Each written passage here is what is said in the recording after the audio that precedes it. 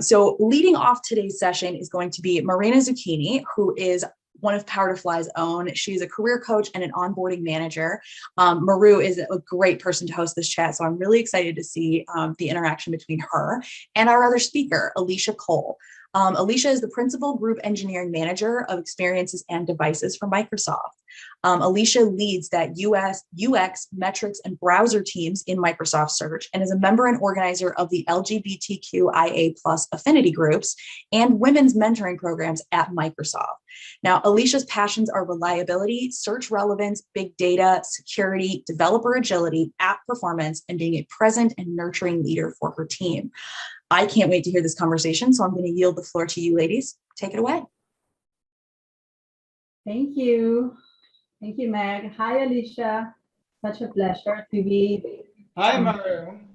I was excited to meet you. So thank you for joining us today and talking more about how we can help tech professionals who are starting in their career journeys, how to ace their interviews.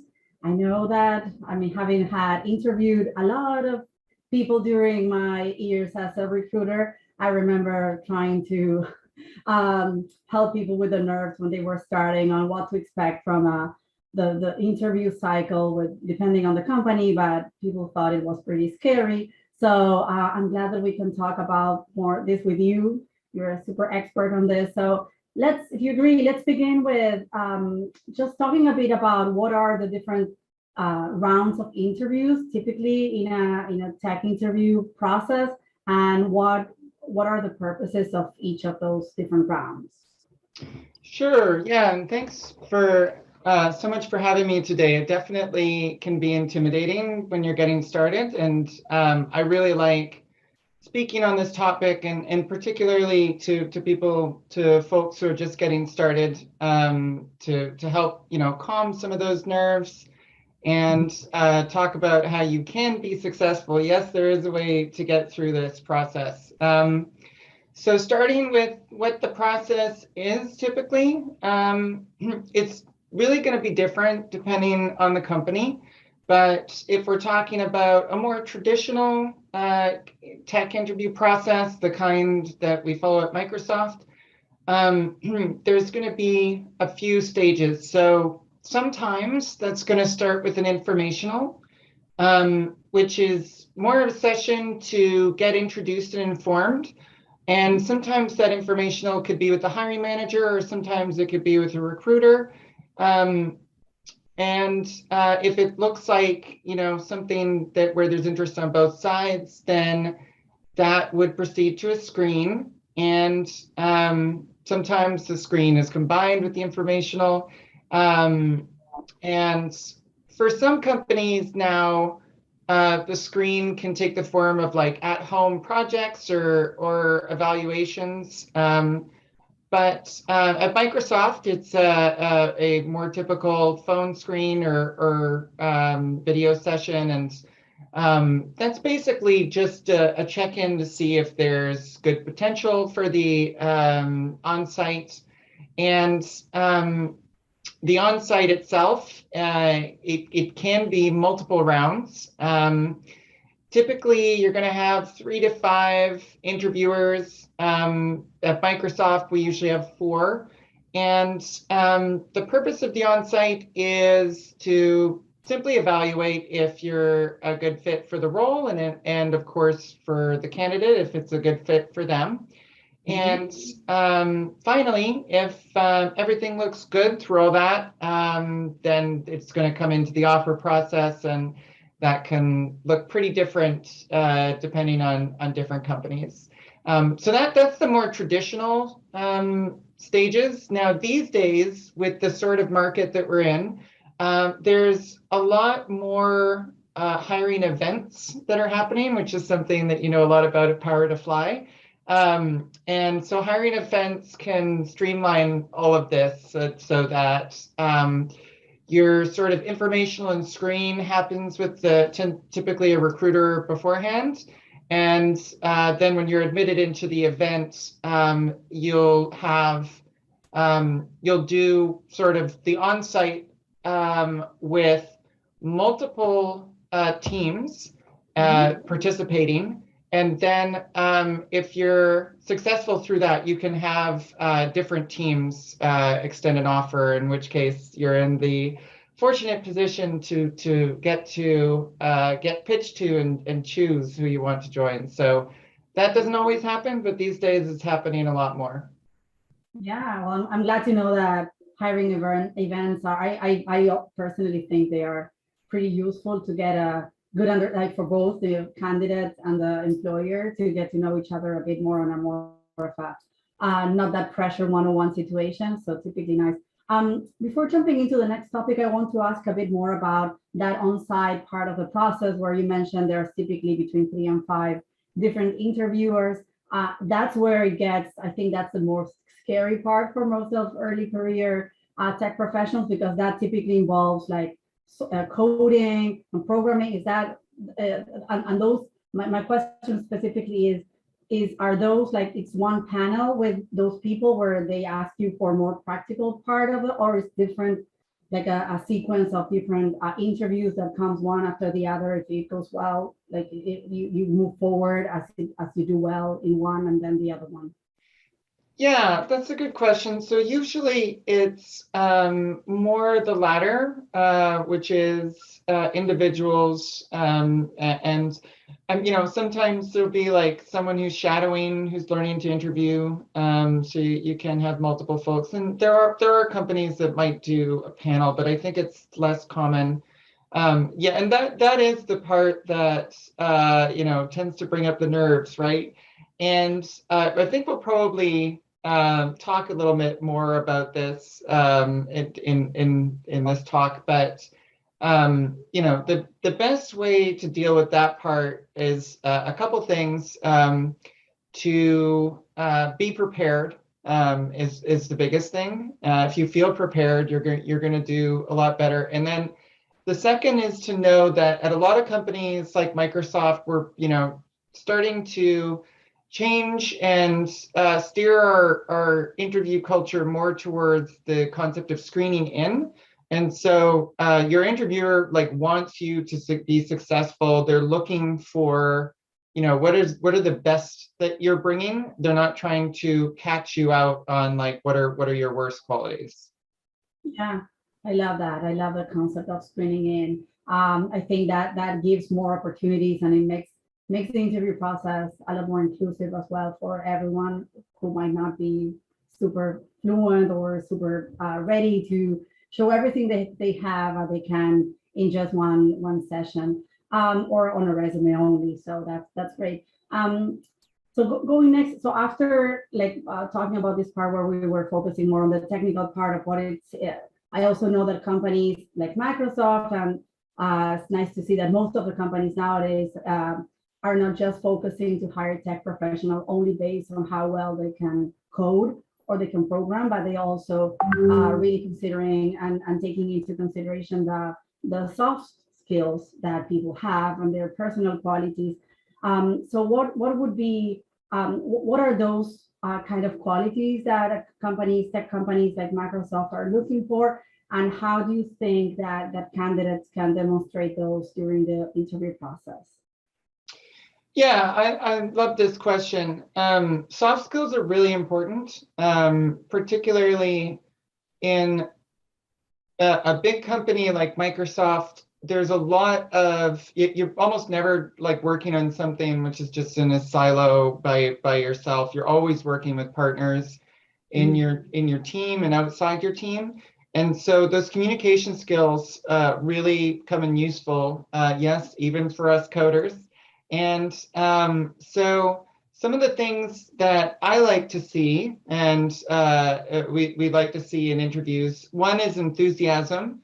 If you're sort of communicating positivity and sort of demonstrating that you're someone who can generate energy, then that's a really good quality. It doesn't need to be something that's not authentic or over the top or anything, but you'd be surprised that sometimes folks can be negative in interviews, and that doesn't usually work in your favor. And we're looking for passion.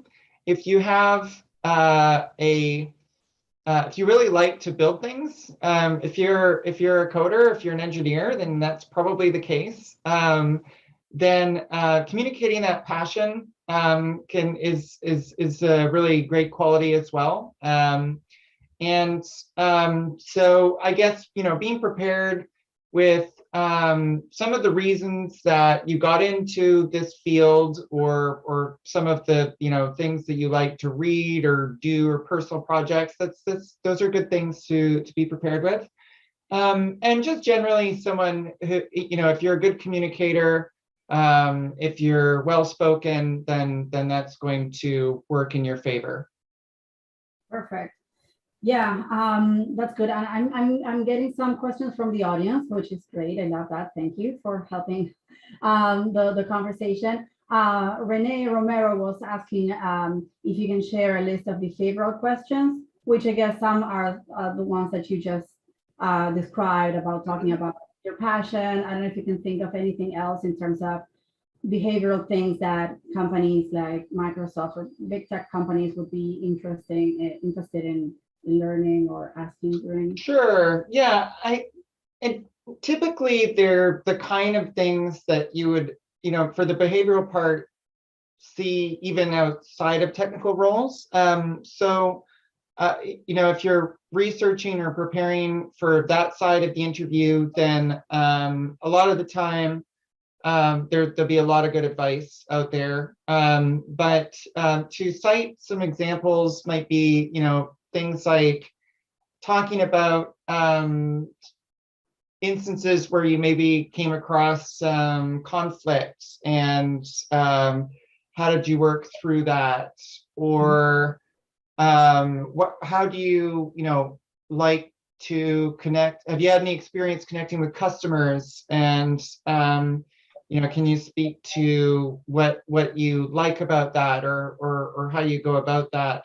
And if you're coming from, say, like a college background, and you don't have a lot of work experience in a corporate setting, then that's things that we're going to take into account. But there are still aspects where things you can speak to. Probably during your degree program, you did group projects, and you needed to work with other groups, or you needed to think about like what your professor or evaluator was going to be looking for in the project, which can be similar to how we are obsessed with our customers and build things for them. So there are creative ways where you can sort of think about how you have experience along those lines. Yeah, I agree. And I also do some interview prep for people that are going to face these situations. And what I always say is that if you don't have that experience from the corporate world, there's always going to be there are going to be transferable skills that you probably honed during your academic years, or maybe you did an internship somewhere, or help like voluntary work or whatever. There are probably other activities that you've done besides, if it's not a formal job that you had already, where you can talk about that, and interviewers will be able to see those skills reflected in other types of projects or situations in which you can show how you work, you're a good communicator, or that you can work well in a team, that you can collaborate with others, and this set of other qualities that companies are also looking for besides just being good with the programming part, which is of course always important. Definitely. Okay, and we have another question from the audience, from Annalisa, which actually probably was earlier, goes back to what we were talking at the beginning. She's asking do you think it's best when a candidate, is it better for a candidate to go through a recruiter when they reach out to them, or wait and attend a hiring event?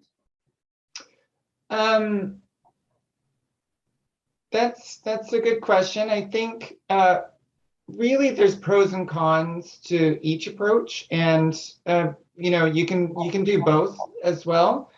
So like, for example, it's often the case that the recruiter can enter you into a database even if you apply for a specific role. and then the other hiring managers might pick up on you from that database, and then you might get invited to a hiring event from that database. And so really, I think the best way to answer that question is if you're interested in a certain company, it's just good to get into the system one way or another. And at the bigger companies, and these days with the hot job market, someone will probably be reaching out to you. Yeah, I agree. And also because I get this question with hiring event or just applying online. And in that case, I always say like you could do both and simultaneous and then make sure that you get there. But also if a recruiter is reaching out to them directly, it's probably because there is something that that recruiter has seen in that candidate, that potential candidate that could be a match. So I would definitely take on that call. Yeah. Yeah, I will say that, like, at least at Microsoft, we do, when you apply online through the job site, someone will look at it. There's a lot of applications, but everything is looked at. Yeah, it's so nice that you say that, because I know that I have a lot of conversations with people that fear that they say, why waste time applying if nobody gets back to me? And even though now ATSs and systems, there's a lot of artificial intelligence and help with filtering, at the end of the day, there's always a human being on the other side that will review when necessary. You might not look at the thousands of people applying on a single day, but whenever you're looking for something, you will go back and review applications. So make sure that your resume is updated, that your information is in there, because yeah, that's a good way to get in. People get hired by applying, right? Happens. Yeah, perfect. So also talking about early career tech professionals, do you have any advice to deal with the nerves before and during an interview? Yeah, definitely. So here's my list. The first is to be prepared, and that's easier said than done, right? Especially with tech interviews. And trust me, I know that. One of the reasons I love doing this, speaking on this subject, is if I think back years and years ago, too many years probably, when I was starting out, I struggled with this process a lot, and was very nervous. I experienced a lot of, I wasn't successful in a lot of the interviews. So I think where things change for me is when I more sort of noticed a pattern and felt like I really need to feel like I'm prepared going into the interview. And at the time I read a bunch of books, or well, a bunch, maybe one. These days, there's a lot of great online courses and things to help you prepare for the coding part. And so if you do some of those courses or get on some of those sites with the sort of questions that you'll see, and you start passing those questions in your study and your preparations, then you're just going to feel more confident in the interview process. And so that's something that really helps with the nerves. But then of course there's some other important things. Once you are prepared, the best thing is to get a good night's sleep.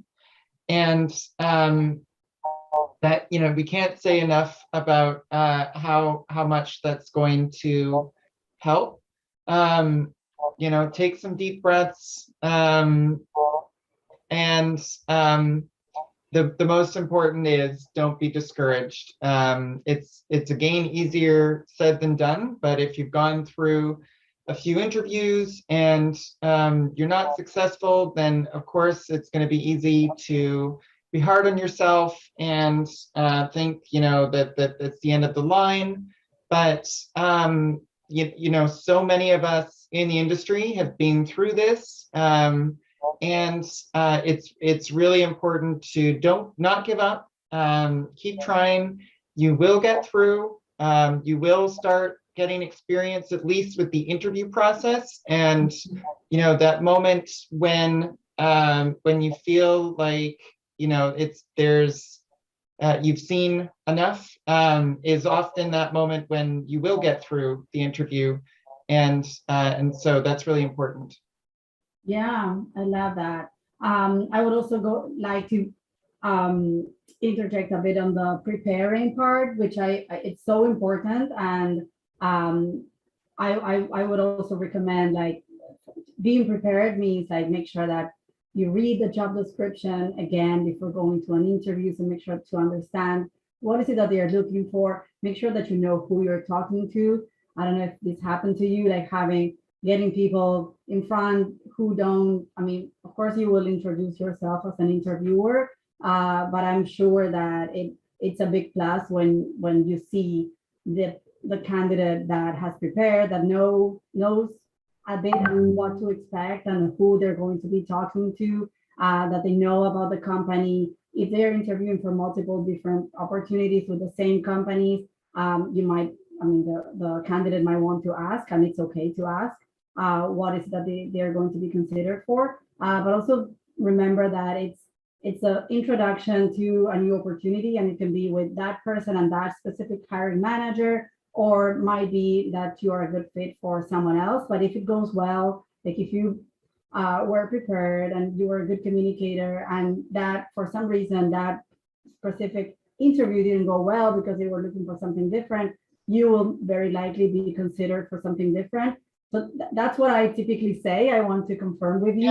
Definitely. I mean, one thing is, at Microsoft and a lot of companies, if you aren't successful, it certainly isn't the end of the line with the company. And actually, a lot of the time, you'll find that the company will reach out to you later, and might even be like a year down the road, and to take another shot. And what you mentioned about being prepared with why you want the job seems like it can be very obvious. But when you're there in the interview and someone says, "Why do you want to work at Microsoft?" It could be, or "Why do you want to work at this company?" You can find yourself, because it's particularly when you're doing a lot of interviews in a lot of different companies, the answer to that question can sometimes be, "Well, I want a job, in this field." But the more that that you actually understand the role that you're applying to and are passionate about it, that's going to definitely be an advantage for you, and also be an opportunity for you to think through if this is a good fit for you. Yeah, I love that you said that. I agree 100%.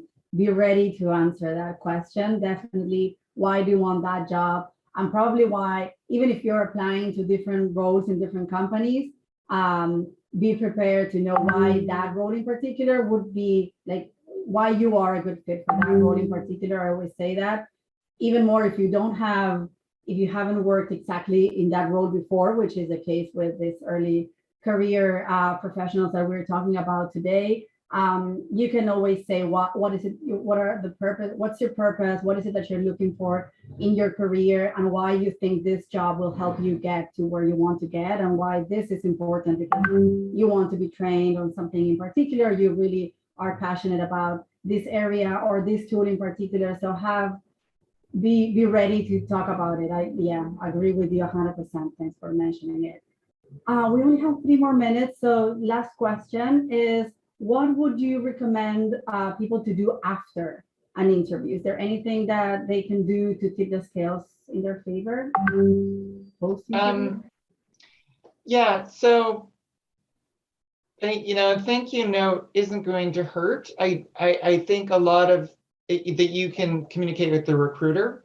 So after the interview, your communication at the bigger companies, I'm not sure, like startups could be a lot different, but at the bigger companies, your communication is going to be with the recruiter. So thanking them for their time is certainly isn't going to hurt, because recruiters do put a lot of time into these things, as I'm sure you know, Maru. And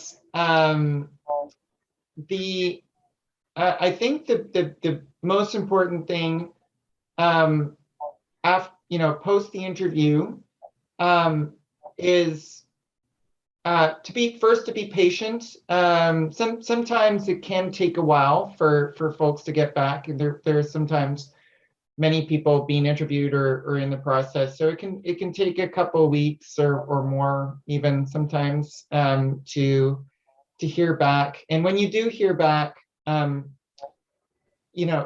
this is one of the cases where it's going to be binary, right? So you're going to be successful or not successful. If you are successful, I'd say believe in yourself. And if you sort of, when you come later in your career, I guess, when you have more experience, and you're more sure about where you are mid-career, believe in yourself and know what you know your worth, and know sort of what you're aiming for, when you're ultimately getting placed in that role. Early in your career, when you're just getting started, you have believed in yourself to get this far, and so congratulations, you're in, right? And if you're not successful, then it's always easier said than done, and I've been there so many times myself. But it's best to move on, and move on with other roles that you're applying for. But stay in touch, right? You can check. Like I said, a lot of companies will get back to you later on. But after some time, 6 months to a year, that it's totally valid and okay to reach out again and say, hey, how are things going these days? It basically never happens that you're on some kind of like exclusion list, or they've said, let's not interview this person. That doesn't happen, right? So you're in, right? Yeah, and you can try again. Yeah, agree.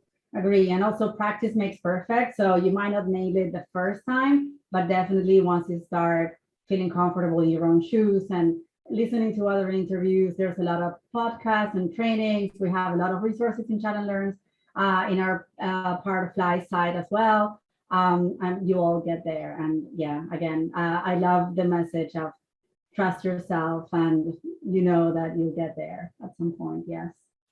Well, thank you so much, Alice, for being here today.